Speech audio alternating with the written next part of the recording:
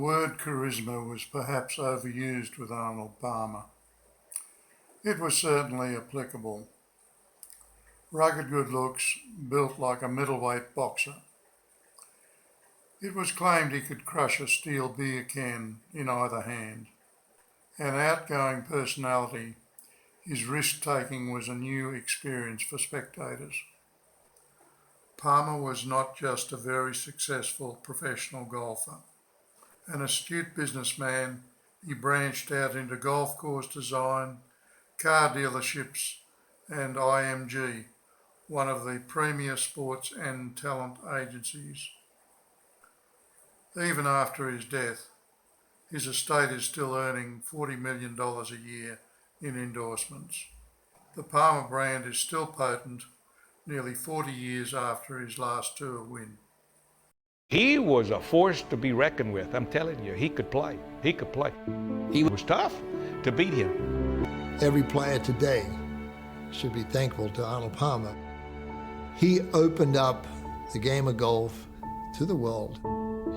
This is one of the holes at Larkin Terra, a Palmer-designed course near San Antonio in Texas. Built in and around a quarry, it reminded me of Joondalup in Western Australia. I found the course visually appealing with the option of playing safe or attacking. Sadly, I only got to play 12 holes because the tornado warning sounded.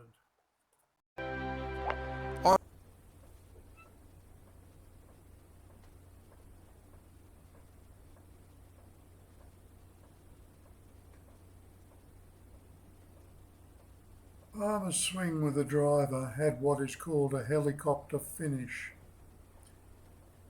He did swing very fast and hard. His follow-through probably reduced the stress on his back that would have occurred with a conventional finish. He did not have a helicopter finish playing iron shots.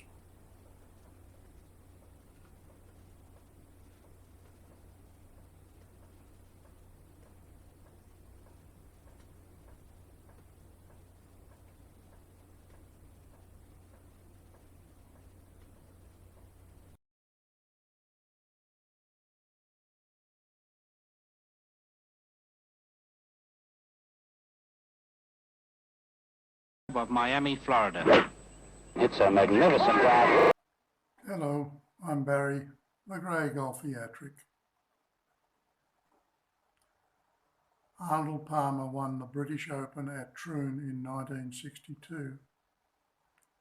Gary Player described it as the best 4 rounds of his life. Player himself missed the cut. According to Player, Troon was in terrifying condition. Palmer's scores were 71, 69, 67, 69. He mainly used a 1-iron off the tee for control and didn't use the driver very often at all. His strategy worked because Troon's fairways were sunstruck and running hard and very bouncy. I saw Palmer when he played at Victoria Golf Club in an exhibition match after his British Open win at Troon. He was on the practice fairway, hitting a 1-iron. The balls were sizzling out about 240 yards and landing in a 30-foot diameter circle. After about 10 practice shots, he changed to hitting the ball at about 5 to 6 iron height. It was an incredible display of mastery. The balls that he hit high were finishing in the same 30-foot diameter circle. Lee Trevino said not even God could hit a 1-iron. Palmer proved him wrong. He was special in that respect. In my opinion, there won't be anyone along to match him later on, mainly because most professionals have now switched to hybrids as being easier to hit. The 16th hole at Victoria Golf Club is a testing par 3 of 178 metres. The safe option is front right. Anything too long goes down a steep incline, from which getting down into is a tough task. Even tougher if it is a back pin.